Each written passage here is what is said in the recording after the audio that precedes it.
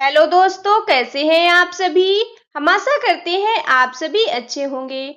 आज हम UP DElEd third semester विषय है शैक्षिक मूल्यांकन, इसके बहुविकल्पी प्रश्नों को देखेंगे। आइए देखते हैं पहला प्रश्न है, मूल्यांकन वह प्रक्रिया है जिसके द्वारा शिक्षक एवं छात्र यह निर्णय करते हैं कि शिक्षण लक्ष्यों को प्राप्त किया जा रहा है या नहीं। यह परिभाषा किसकी है। 4 विकल्प हैं। इसका पहला विकल्प है टी.एच. ग्रीन, दूसरा है ली, तीसरा क्रॉनबैक, चौथा विकल्प है विवलिन तथा हन्ना। इसका जो सही विकल्प है तीसरा। अगला प्रश्न है, मूल्यांकन प्रक्रिया के सोपान है। पहला विकल्प शिक्षण उद्देश्य, दूसरा है सीखने से उत्पन्न अनुभव, तीसरा है व्यवहार परिवर्तन, चौथा है उपयुक्त सभी। इसका जो सही विकल्प है चौथा, उपयुक्त सभी। अगला प्रश्न है, प्रायोगिक मूल्यांकन होता है। पहला विकल्प इतिहास और नागरिक शास्त्र में, दूसरा है विज्ञान भूगोल और कृषि में, तीसरा दर्शन शास्त्र में, चौथा इनमें से सभी। इसका जो सही विकल्प है दूसरा।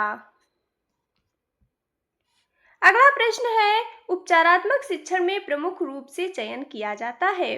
पहला विकल्प है शिक्षण नीतियों एवं युक्तियों का, दूसरा है पाठ्यक्रम का, तीसरा मूल्यांकन प्रणाली का, चौथा मूल्यांकन उपकरणों का। इसका जो सही विकल्प है पहला। अगला प्रश्न है, क्रियात्मक शोध का मूल आधार होता है। पहला विकल्प है समस्या का तुरंत हल, दूसरा है समस्या भी हमारी हल भी हमारा, तीसरा है विद्यालय की आधारशिला, चौथा विकल्प है इनमें से कोई नहीं। इसका जो सही विकल्प है दूसरा। अगला प्रश्न है, शिक्षण अधिगम प्रक्रिया में नवाचार है। पहला विकल्प है अभिक्रमित अनुदेशन, दूसरा है टेली शिक्षण, तीसरा है खुली कक्षाएं, चौथा विकल्प है उपयुक्त सभी। इसका जो सही विकल्प है चौथा, उपयुक्त सभी। अगला प्रश्न है 8 नंबर प्रश्न, प्रार्थना स्थल की गतिविधियों में मुख्य नवाचार माना जाता है। पहला विकल्प है ड्रम, दूसरा संगीत, तीसरा 1 और 2 दोनों, चौथा विकल्प है कोई नहीं। इसका जो सही विकल्प है तीसरा। अगला प्रश्न है, रेड क्रॉस सोसाइटी का उद्देश्य नहीं है। पहला विकल्प सेवा करना, दूसरा स्वास्थ्य में वृद्धि, तीसरा मातृत्व का विकास, चौथा परीक्षाओं की तैयारी करना। इसका जो सही विकल्प है चौथा। अगला प्रश्न है, मूल्यांकन प्रक्रिया का केंद्र बिंदु होता है। पहला विकल्प विद्यार्थी, दूसरा अध्यापक, तीसरा विकल्प विद्यालय, चौथा प्रधानाचार्य। इसका जो सही विकल्प है पहला, विद्यार्थी। अगला प्रश्न है, ब्लूप्रिंट क्या है। पहला विकल्प है शिक्षण की आधारशिला, दूसरा प्रश्न पत्र की आधारशिला, तीसरा विद्यालय की आधारशिला, चौथा विकल्प है इनमें से कोई नहीं। इसका जो सही विकल्प है दूसरा, प्रश्न पत्र की आधारशिला। अगला प्रश्न है, सामुदायिक सहभागिता में नवाचार है। पहला विकल्प एनसीसी, दूसरा स्काउटिंग, तीसरा रेड क्रॉस स्थापन, चौथा उपयुक्त सभी। इसका जो सही विकल्प है चौथा, उपयुक्त सभी। अगला प्रश्न है, ब्लूम टैक्सोनॉमी विकसित की गई। पहला विकल्प 1957, दूसरा 1958, तीसरा 1956, चौथा 1960। इसका जो सही विकल्प है तीसरा, 1956। अगला प्रश्न है, मापन का सामान्य सिद्धांत संबंधित है। पहला विकल्प है गणित, दूसरा है विज्ञान, तीसरा सामाजिक विज्ञान, चौथा अर्थशास्त्र। इसका जो सही विकल्प है पहला। अगला प्रश्न है, मूल्यांकन एक निरंतर चलने वाली प्रक्रिया है, यह कथन किसका है। पहला विकल्प है कोठारी आयोग, दूसरा यूजीसी, तीसरा है एनसीईआरटी, चौथा मुदालियर आयोग। इसका जो सही विकल्प है तीसरा। अगला प्रश्न है, बौद्धिक योग्यता में बोध का अंग नहीं है। पहला विकल्प है अनुवाद, दूसरा विवेचना, तीसरा वाक् विस्तार, चौथा अनुप्रयोग। इसका जो सही विकल्प है चौथा। अगला प्रश्न है, रीता ने गणित में 50 अंक प्राप्त किए। 50 अंक प्राप्त करना है। पहला विकल्प है मापन, दूसरा मूल्यांकन, तीसरा परीक्षण, चौथा विकल्प है उपलब्धि। इसका जो सही विकल्प है पहला। अगला प्रश्न है, क्रियात्मक शोध का अंतिम चरण होता है। 4 विकल्प हैं। इसका जो सही विकल्प है पहला निष्कर्ष। अगला प्रश्न है, शिक्षण अधिगम प्रक्रिया में नवाचार है। पहला विकल्प अविक्रमित, दूसरा टोली अनुदेशन, तीसरा है खुली कक्षा कक्ष, चौथा उपयुक्त सभी। इसका जो सही विकल्प है चौथा उपयुक्त सभी। प्रश्न है, बचाव निदान का उच्चतम स्तर है। यह कथन है। पहला विकल्प है टीपी नन का, दूसरा है क्रॉनबेक का, तीसरा मरे का, चौथा विकल्प है रॉस का। इसका जो सही विकल्प है चौथा रॉस का। अगला प्रश्न है, उत्तम शिक्षण की विशेषता नहीं है। 4 विकल्प हैं। इसका जो सही विकल्प है चौथा कठोरता नहीं है। अगला प्रश्न है, ब्लूप्रिंट है। पहला विकल्प है प्रश्न पत्र की आधारशिला, दूसरा है शिक्षण की आधारशिला, तीसरा विद्यालय की आधारशिला, चौथा है इनमें से कोई नहीं। इसका जो सही विकल्प है पहला। अगला प्रश्न है, ज्ञानबोध व अनुप्रयोग का संबंध मूल्यांकन के किस पक्ष से है। 4 विकल्प हैं। इसका जो सही विकल्प है पहला संज्ञानात्मक पक्ष।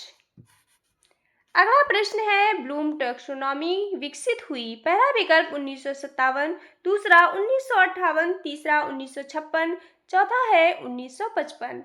इसका जो सही विकल्प है तीसरा। अगला प्रश्न है, मापन किसी निश्चित स्वीकृत नियमों के अनुसार वस्तुओं को अंक प्रदान करने की प्रक्रिया है। यह कथन किसका है। 4 विकल्प हैं। इसका जो सही विकल्प है वो है दूसरा। अगला प्रश्न है, मूल्यांकन प्रक्रिया को सामान्यतः कितने भागों में बांटा जाता है। पहला विकल्प है 2, दूसरा 4, तीसरा है 5, चौथा विकल्प है 6। इसका जो सही विकल्प है दूसरा 4। अगला प्रश्न है, शैक्षिक नवाचार से पर तात्पर्य है। पहला विकल्प अधिगम प्रक्रिया में नवाचार, दूसरा शिक्षण विधि में नवाचार, तीसरा उपयुक्त दोनों, चौथा विकल्प है उपयुक्त में से कोई नहीं। इसका जो सही विकल्प है तीसरा। अगला प्रश्न है, मूल्यांकन अनुरूप है। पहला विकल्प है उद्देश्यों के, दूसरा है प्रविधि के, तीसरा विधि के, चौथा सिद्धांतों के। इसका जो सही विकल्प है इसका सही विकल्प है उद्देश्य। अगला प्रश्न है, क्रियात्मक शोध का विकास किसने किया था। 4 विकल्प हैं। पहला विकल्प है एमएस कोरे ने, दूसरा है फ्रॉबेल ने, तीसरा जॉन डीवी ने, चौथा विकल्प है इनमें से कोई नहीं। इसका जो सही विकल्प है पहला।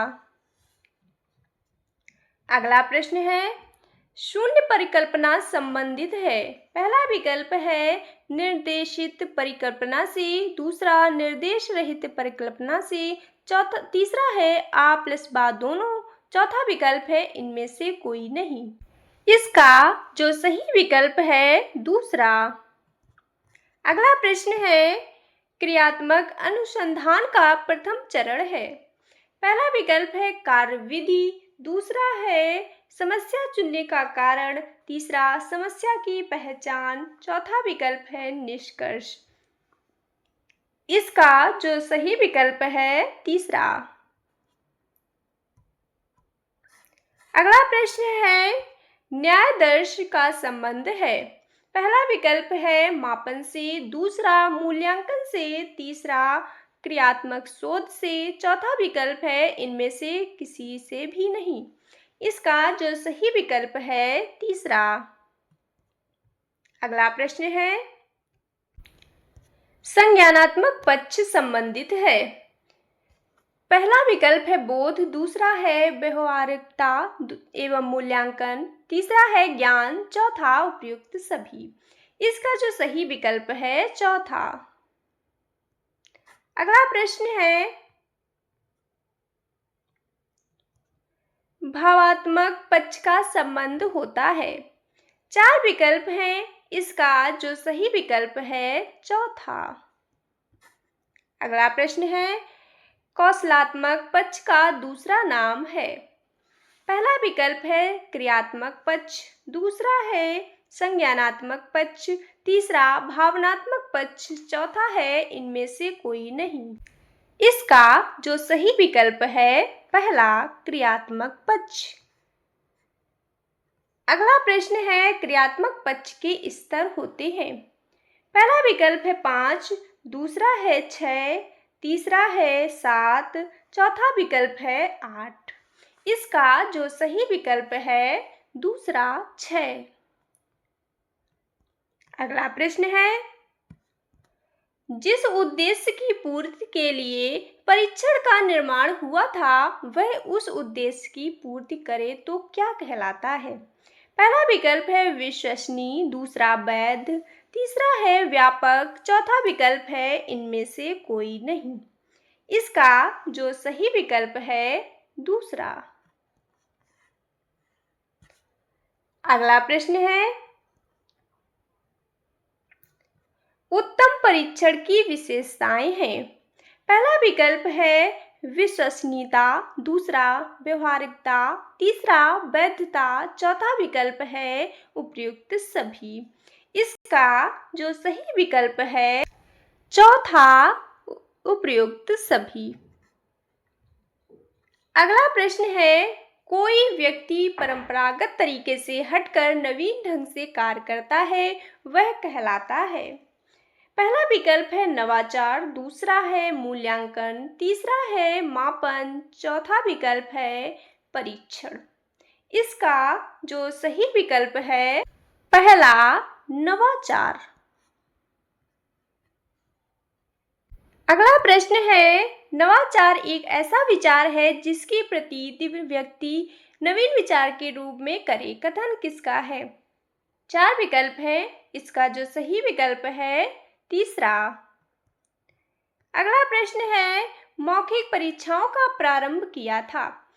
पहला विकल्प है गांधी जी ने, दूसरा फ्रॉबेल ने, तीसरा है ग्लेडाइट्स ने, चौथा विकल्प है सुकरात ने। इसका जो सही विकल्प है तीसरा।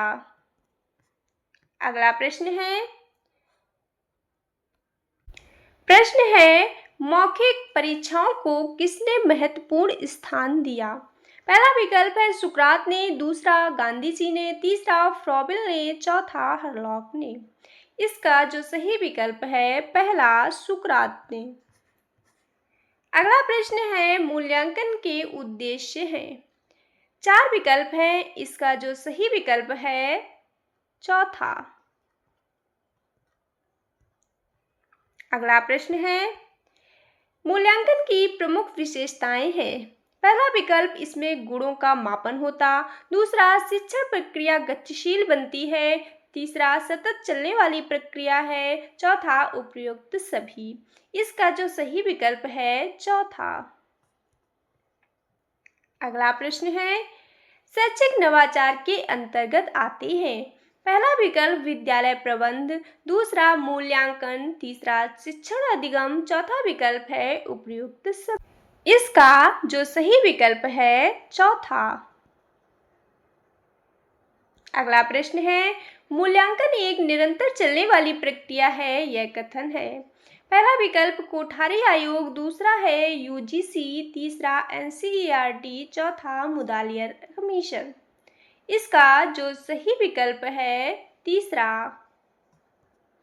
अगला प्रश्न है, मूल्यांकन एक सतत प्रक्रिया है। यह शिक्षा की संपूर्ण प्रणाली का आवश्यक अंग है और शिक्षा के उद्देश्यों के साथ पूर्ण रूप से संबंधित है। यह कथन किसका है? पहला विकल्प है कोठारी कमीशन का, दूसरा है मुदालियर कमीशन का, तीसरा नई शिक्षा नीति का, चौथा विकल्प है राममूर्ति कमेटी का। इसका जो सही विकल्प है पहला, कोठारी कमीशन का। अगला प्रश्न है, मूल्यांकन के अंतर्गत व्यक्ति या समाज या दोनों की दृष्टि से जो अच्छा है अथवा वांछनीय है उसे मानकर चला जाता है। यह कथन किसका है? 4 विकल्प हैं। इसका जो सही विकल्प है दूसरा। अगला प्रश्न है, मूल्यांकन अनुरूप है। पहला विकल्प उद्देश्यों के, दूसरा है प्रविधि के, तीसरा विधि के, चौथा विकल्प है सिद्धांतों के। इसका जो सही विकल्प है पहला, उद्देश्यों के। अगला प्रश्न है, मूल्यांकन को उपकरण व प्रविधियों के उद्देश्यों के अनुरूप विभाजित किया जाता है। पहला विकल्प है 4 वर्गों में, दूसरा 6 वर्गों में, तीसरा 8 वर्गों में, चौथा विकल्प है 2 वर्गों में। इसका जो सही विकल्प है पहला। अगला प्रश्न है, मूल्यांकन का क्रियात्मक पक्ष है। 4 विकल्प हैं। पहला विकल्प है घटनाओं का ज्ञान, दूसरा है प्रतिक्रिया करना, तीसरा चरित्रीकरण, चौथा है स्वाभाविकरण। इसका जो सही विकल्प है चौथा।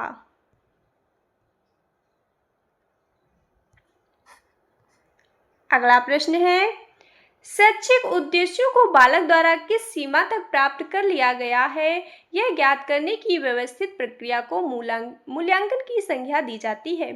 मूल्यांकन की यह परिभाषा किसके द्वारा दी गई है? 4 विकल्प हैं। इसका जो सही विकल्प है दूसरा। अगला प्रश्न है, निम्नलिखित में से कौन मूल्यांकन प्रक्रिया का आवश्यक अंग नहीं है? पहला विकल्प है शैक्षिक उद्देश्य, दूसरा सीखने के अनुभव, तीसरा व्यवहारिक परिवर्तन, चौथा विकल्प है छात्रों की योग्यता का वांछित स्तर। इसका जो सही विकल्प है चौथा।